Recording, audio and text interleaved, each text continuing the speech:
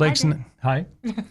Lakes 99.5, and in our interview today, we're talking with musician Elisa Korenn and writer, too. Yes. You have different titles. Tell us about some of your background here, Elisa. So, well, to start with, the memoir is coming out in June, released by North Star Press, also titled 100 Miles to Nowhere, like one of my songs on my album Concrete, which we have right here. I'm going to just bring this in a little closer.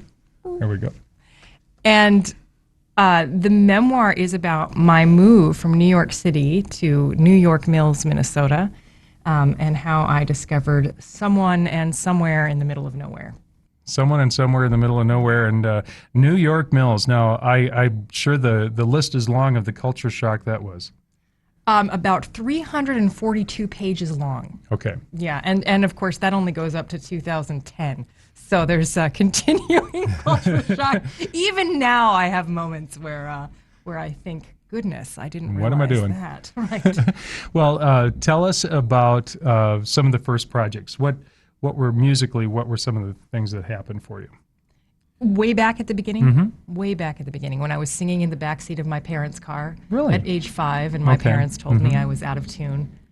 Yeah, that was the beginning. They got you on track right away. Yes, they did. And I think that was the moment I said, no, I'll show you. I'm going to make this music thing work. But from then I was, as a youth, I was very involved in musical theater. And I think what the aha moment was in college. Okay. I became the lead singer of a funk rock band. And funk rock? Funk rock. Okay, yeah. Not folk rock, funk rock. You got it. Funk rock band. And so I learned about an entire genre of music I knew nothing about, and just fell in love with that feeling of standing in front of a band and singing. And then I tried my hand at writing lyrics in college. And then from there, I kind of tossed that around in the back of my head for a few years as I got a graduate degree in international development. As I pursued, I became an investment banker for a while, and then shifted into the nonprofit arm of international development, and then realized that my true love was music, and I was unhappy if I wasn't creating music. So I started writing songs with music and lyrics, and went on to an open mic in New York City, and that was the beginning of where you see me today, standing here in New York Mills, Minnesota. Well, back up to the open mic situation in New York, that first time. Yes, it was an Irish bar that had a weekly open mic, and I showed up there. And no funk rock. No funk rock at that point.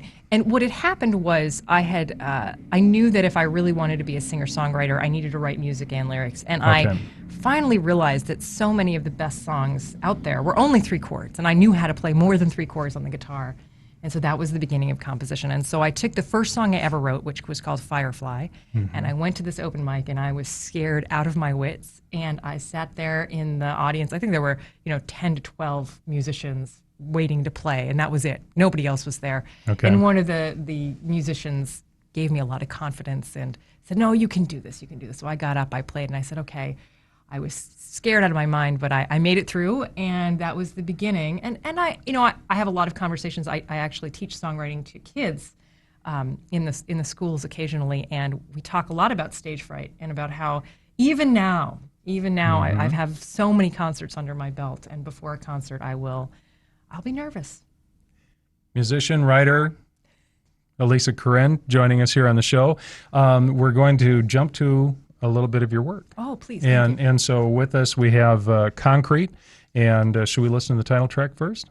Yes, let's do that. Do you want to tell us a little bit about the song? Concrete may have been the first instance that I realized that maybe it was time for me to leave New York City. I think sometimes my creative self knows things before my conscious self.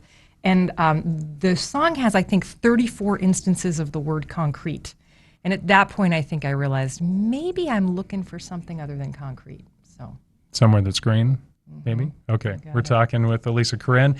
We're listening to Elisa right now. This is Concrete. And we're back with Elisa Korenn here on the Lakes 99.5 in our interview, learning a little bit more about that transition from New York concrete to New York Mills green. And give us a time frame. When did you move to Mills? I moved into here the area? in the spring of 2007. Okay. I had been an artist in residence in May, for the month of May in 2006. And it was during that month that I met the man who is now my husband and who lured me out here to rural Minnesota. And it took about a year before I moved, and I moved here. And I've been here now, I think, 10 years almost, which is hard to believe. Well, and we met early on when you were, is it artist in residency? Were you doing that in New York Mills, or was? I was for a month. I think we met when I was starting to do some performances around of one of my first with live the kids story and song concerts. Yes. And that was great because I think, as we recall, didn't the kids interview adults in the area, and then those became stories? Was something along those lines? Something like that, but the show that I wrote was not with the kids. The show was about oddballs in history in Minnesota. So really unusual people that you probably that I call too fascinating for the history books. All right. Well, we're going to hear some more music with Elisa Korenn, our interviewee this morning, as we're learning a little bit more of her life story. And we're glad to have you here in the area because it's been an interesting journey, and now family's expanded. Yes. In fact, there's a baby right outside the door, baby number 2. Hi, Jasper. Hi, Jasper. Yeah.